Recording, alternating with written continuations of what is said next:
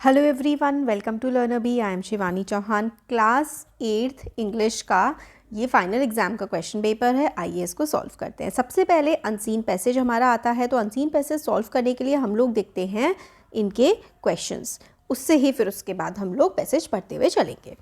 The most commonly consumed beverage, तो सबसे पहले बेवरेज का मतलब जो है वो होता है ड्रिंक, जो भी आप पीते हैं। जैसे कि पानी भी एक बेवरेज है, कॉफ़ी एक बेवरेज है, टी एक बेवरेज है, कोल्ड ड्रिंक भी एक बेवरेज है। तो दुनिया का सबसे ज़्यादा कंज्यूम होने वाला यानी कि पिया जाने वाला बेवरेज कौन सा है? तो next to water, tea is the most commonly consumed beverage in the world. तो हमें नेक्स्ट टू वाटर, तो सबसे ज़्यादा क्या है? सबसे ज़्यादा वाटर है, और नेक्स्ट टू वाटर क्या है? नेक्स्ट टू वाटर टी आता है। तो मोस्ट कॉमनली कंज्यूम्ड बेवरेज जो है वर्ल्ड का, वो क्या हो गया?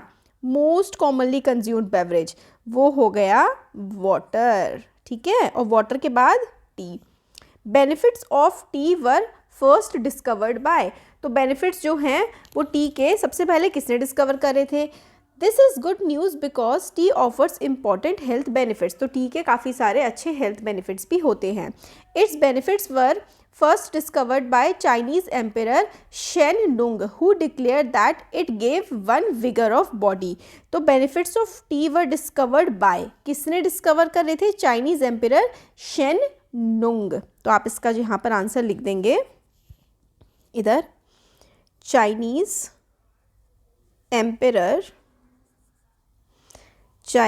Ampere Shen नुंग। ठीक है, ये इसका आंसर हो जाएगा।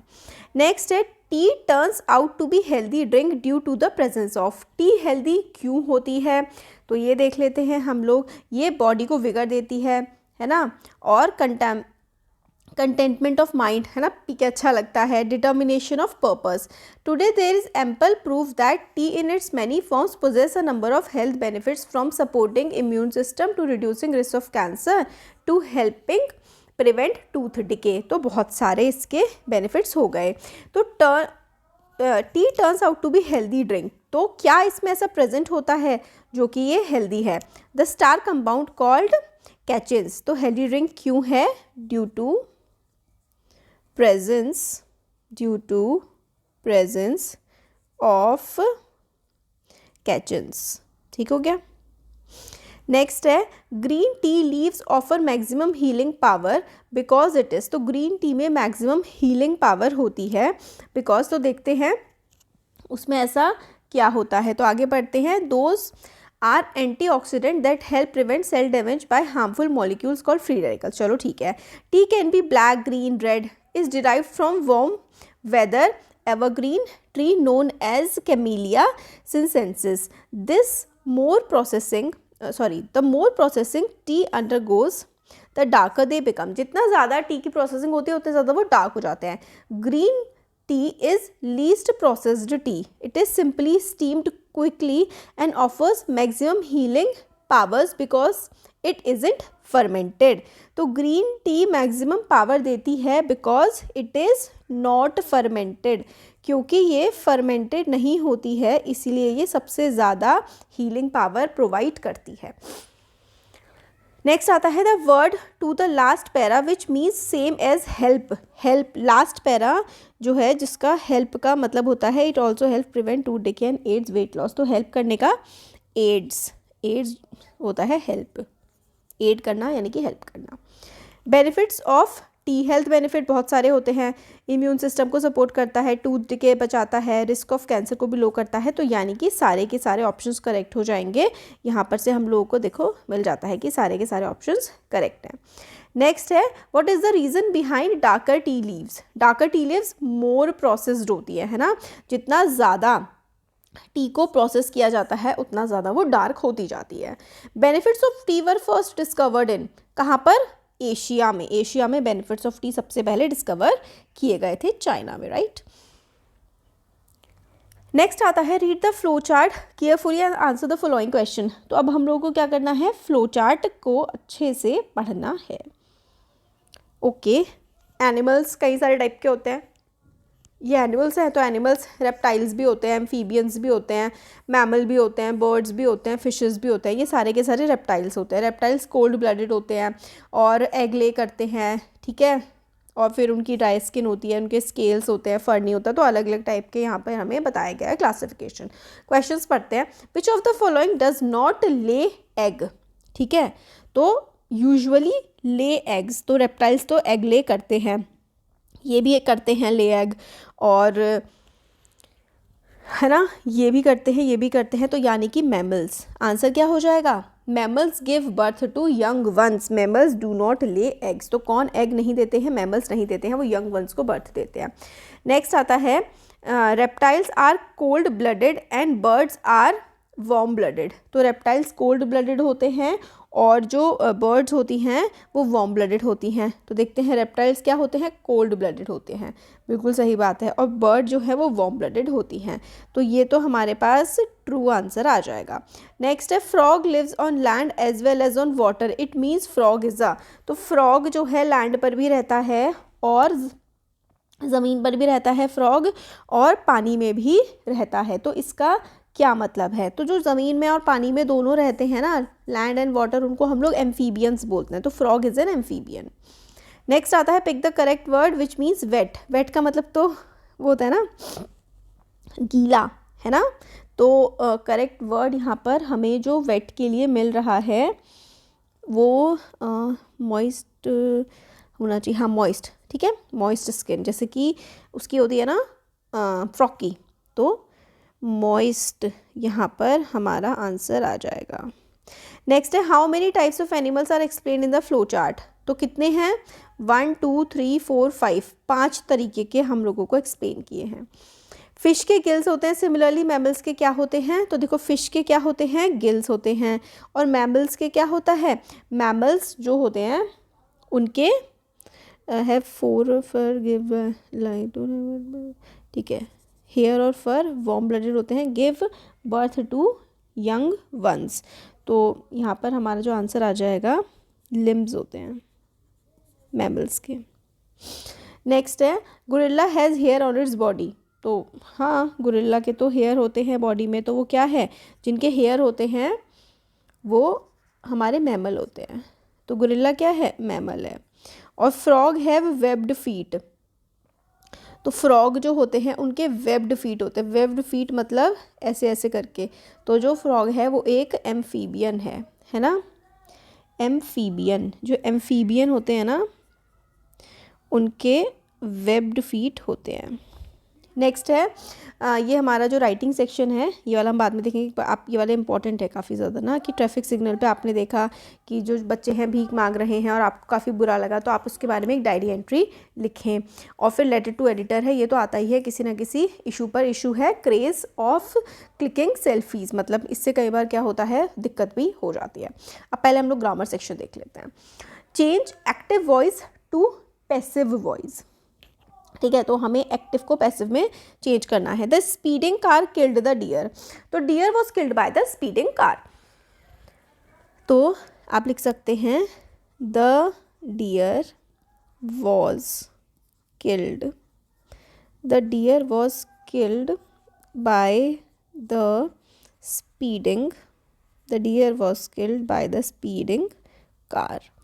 नेक्स्ट है समवन हैज़ कैनिड विंडोज़। तो the windows, some of the windows were cleaned, इस तरीके से आप लोग लिख सकते हैं।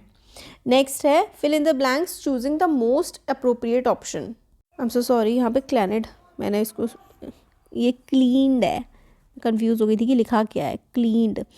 तो आप इसका जो पैसिव लिख देंगे वो क्या लिख देंगे? The windows were cleaned by someone, the windows were cleaned by someone। अब हमें फिल इन द ब्लैंक्स करना है बाय मोस्ट अप्रोप्रिएट ऑप्शन। तो Goldilocks is probably the most famous and most charming fairy tale character of all time, while the bear family dash was looking for breakfast. तो यहाँ पर हमारे पास क्या आ जाएगा, क्योंकि ये प्रोबेबली द मोस्ट फेमस है ना पुराने टाइम की, तो यहाँ पर आ जाएगा वॉज लुकिंग, ठीक है, was looking for breakfast. Goldilocks dash breaks into the heart. तो गोल्डी लॉक क्या करती है? ब्रोक करती है, घर में चली जाती है। And made herself at home, और आराम से बैठ जाती है. The first thing she see dash, the first thing she, तो यहाँ पे क्या आएगा, शी सॉ, उसने जो सबसे पहली चीज़ देखी. व्हेन शी एंटर्ड, जब वो, when she had entered the house was food on the table. This made her happy because she had been walking, क्योंकि वो काफ़ी देर से वॉक कर रही थी.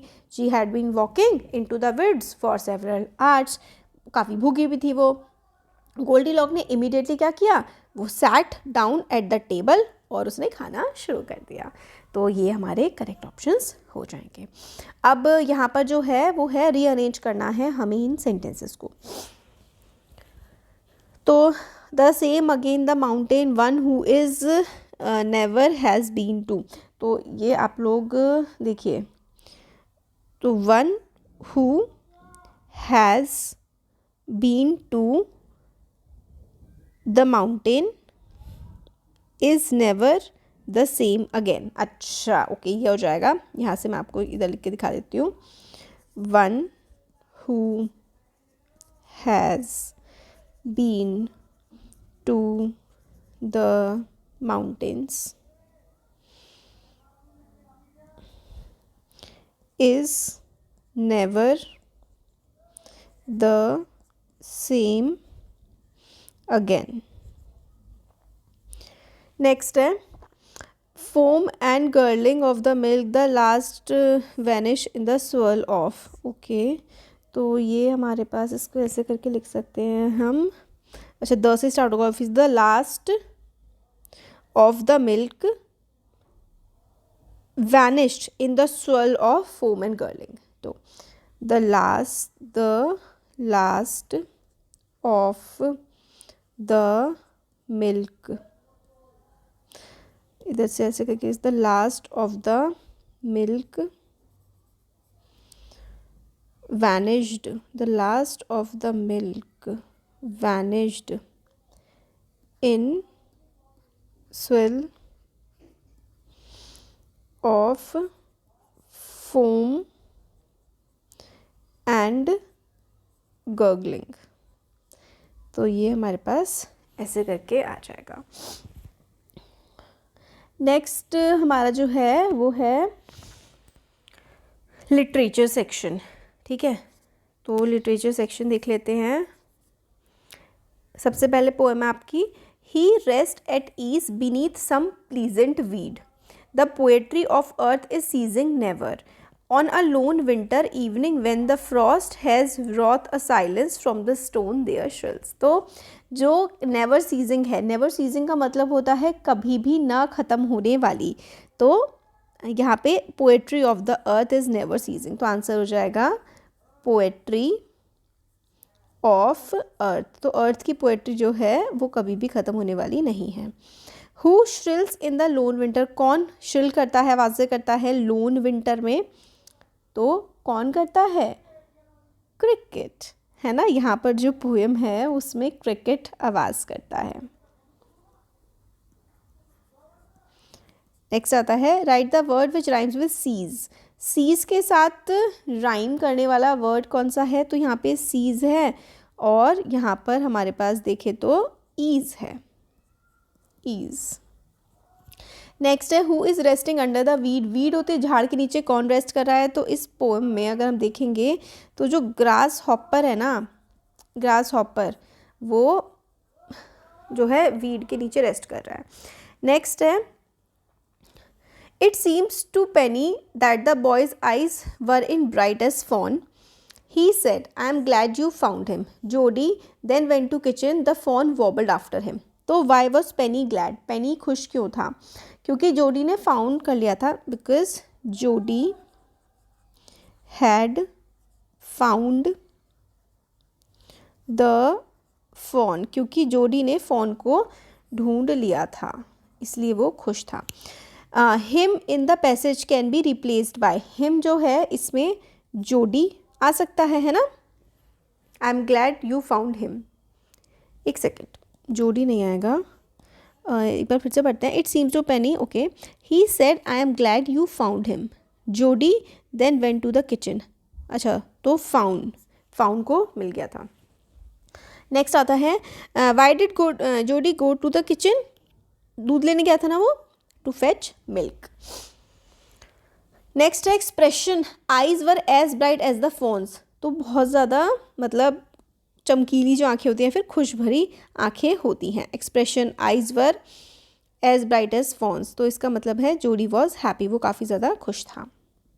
नेक्स्ट आता है 30 to 40 वर्ड्स में आप लोगों को इसका आंसर देना है, तो मैं आप लोगों को हिंट्स प्रोवाइड करती हूँ कि क्या क्या लिखा जा सकता है। A first glimpse of Hawking is shocking, तो हॉकिंग की जो फर्स्ट ग्लिम थी वो काफ़ी शॉकिंग थी। वो शॉकिंग इसलिए थी क्योंकि ना वो बिल्कुल जैसे फोटोग्राफ में बिल्कुल ऐसे दिखते थे ना, बिल्कुल स्टिल, बिल्कुल हिलते डुलते नहीं थे, तो वो एग्जैक्टली वैसे ही स्टिल थे। One usually sees in magazine and newspaper only have turned 3 dimensional, बस इतना ही था, क्योंकि ही वॉज, आप ऐसे करके इसको लिख सकते हैं, he was exactly like still photograph, क्योंकि वो हिल तो सकते नहीं थे, है ना। नेक्स्ट आता है who had return letter to whom and when, best Christmas present, किसने किसको लेटर लिखा, तो भाई कैप्टन जिम, आप लोग लिख सकते हैं gym Macpherson. Gym Macpherson British army का जो था, उन्होंने कॉनी को लेटर लिखा था। जिम मैकफर्सन ने कॉनी को, अपनी वाइफ को लेटर लिखा था। Why mist is called melancholy, mist को मेलनकली का मतलब देखो होता है सैड। मिस्ट को सैड इसलिए कहा है क्योंकि जब मिस्ट आती है तो हर तरफ साइलेंस हो जाता है, बर्ड्स भी चुप हो जाती हैं और हर तरफ क्या होता है, शांति हो जाती है। नेक्स्ट है why did the climbers leave the picture of God at harvest, sorry harvest नहीं, एवरेस्ट। एवरेस्ट पर गॉड जो है, गॉड की पिक्चर लोग क्यों छोड़ करके आते हैं, क्योंकि वो रेवरेंस का सिंबल है, वो रिस्पेक्ट शो कर रहे हैं। Showing respect to mother nature, showing respect to mother nature, वो मदर नेचर को रिस्पेक्ट शो कर रहे होते हैं। नेक्स्ट आता है why did the climbers leave the picture, हाँ हो गया। Why what does Ahluwalia have to say about the relationship between mountain climbing and life, तो माउंटेन क्लाइंबिंग एंड लाइफ के बीच की क्या है, we can over the ordeal and challenges of life, मतलब हम लोग जब जैसे अपनी ज़िंदगी में, रोज़मर्रा की ज़िंदगी में काफ़ी सारे स्ट्रगल्स करते हैं, इसी तरीके से वहाँ पर भी हम काफ़ी सारे स्ट्रगल कर रहे होते हैं जब हम माउंटेन चढ़ते हैं।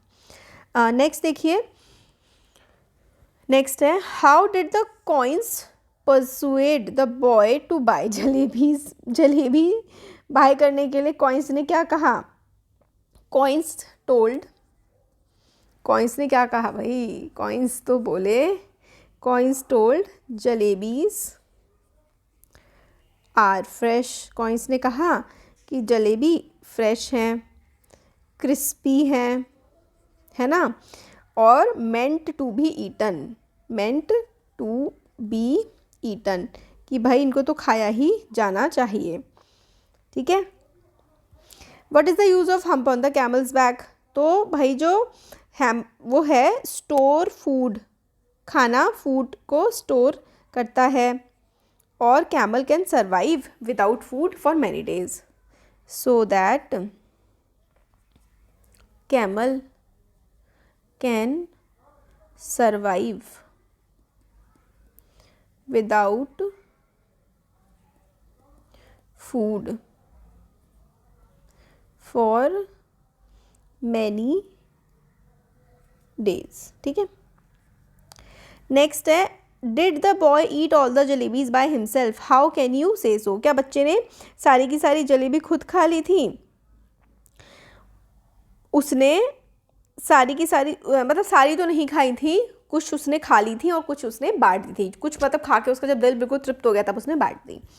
Who was the better swimmer, how do you know it, swimmer better कौन था, तो रंजी था, है ना, क्योंकि वो इतनी बढ़िया डाइव करता है, इधर घुसता है और दूसरी तरफ जा करके वो निकल जाता है, तो रंजी बेटर स्विमर था। नेक्स्ट जो है question, based on your understanding of the chapter a visit to Cambridge, prepare a bio sketch of Stephen Hawking. तो स्टीफन हॉकिंग का बायो स्केच अगर आप बनाएं तो आप क्या क्या लिख सकते हैं? आप ऐसे लिख सकते हैं कि वो एक ग्रेट साइंटिस्ट थे, है ना, और वो मतलब डिसेबल्ड भी थे, है ना, और फिर उसके बाद आप या फिर डिफरेंटली एबल्ड आप लिख सकते हैं। फिर उसके बाद आप लोग लिख सकते हैं कि known for his work, known for his work, brief history of time, है ना, ये सब चीज़ें काफ़ी सारी अपनी डिस्कवरीज़ के लिए वो जाने जाते हैं। अब इसमें जोडी का जो करेक्टर स्केच है अगर आप वो बताएंगे तो जोडी के फादर ने जोडी के फादर को स्नेक ने काट लिया था, तो फिर उन्होंने एक फ़ोन को मार दिया था। फिर उसके बाद जोडी को लगा कि भाई फ़ोन के बच्चे का क्या होगा, तो इसलिए वो उसको ले आया था। तो वो काफ़ी केयरिंग नेचर का था। अब जलेबीज़ जो स्टोरी है उसके according, if God had granted his wish that day what harm would it have called him in the later life. तो वो अपने लक पे डिपेंड कर जाता, वो काम नहीं करता, है ना। बस इस तरीके से आप लोग लिख सकते हैं। सूरज ट्राई टू स्केयर रंजी, क्या वो सक्सेसफुल हो पाया? तो ऑब्वियसली वो सक्सेसफुल नहीं हो पाया क्योंकि रंजी उससे ज़्यादा बेटर स्विमर था। इस तरीके से आप लोग लिख सकते हैं। अब हम लोग ये देखते हैं कि यहाँ पर जो था रीडिंग सेक्शन जो है वो हमने देख लिया। अब राइटिंग सेक्शन देखते हैं। तो आप इसमें अगर मैं आपको पॉइंट्स बताऊं तो वैल्यू पॉइंट्स अगर बताऊं इस वाले में कि वो भीख मांग रहा था, तो आप लोग मतलब डायरी एंट्री लिख रहे हैं ना, तो आप ऐसे करके लिख सकते हैं कि चाइल्डहुड जो होता है, childhood is happy time, childhood is a happy time, और it's for studies, it's for studies, studies के लिए होता है ये टाइम। और फिर उसके बाद किड्स जो है वो उसको मतलब ये कमाने की एज नहीं होती है, पढ़ने की एज होती है। फॉर प्लेइंग, प्लेइंग मतलब खेलने की एज होती है। और बच्चे का जो फेस था वो सैड था और एक्सप्रेस नहीं कर पा रहा था वो अपनी फीलिंग्स को। तो ये वाली जो चीज़ें आप ऐसे करके लिख सकते हैं। और इसमें आप इशू ऑफ क्लिकिंग सेल्फीज़, इसमें भी आप लोग कह सकते हैं कि everyone is crazy about clicking photo, और people hardly enjoy the movement और the event while whole attention is on clicking a photo, cameras have beauty enhancers, और वो अनरियल हमारी पिक्चर दिखाते हैं। पीपल जो लोग होते हैं वो काम कम करते हैं और दिखावा ज़्यादा करते हैं, और इससे क्या होता है दूसरे टीनेजर्स पर भी प्रेशर पड़ता है। लोग प्रपोगेट करते हैं फीलिंग ऑफ नार्सिसिज्म कि हम ही अच्छे हैं और हम बड़े अच्छे हैं, और इससे क्या होता है कि हमारी जो नॉर्मल लाइफ चल रही है उससे हम हट करके एक अलग सी दुनिया में चले जाते हैं। तो ये हम लोगों ने देख लिया, आप लोग इस तरीके से लिख सकते हैं। Thank you.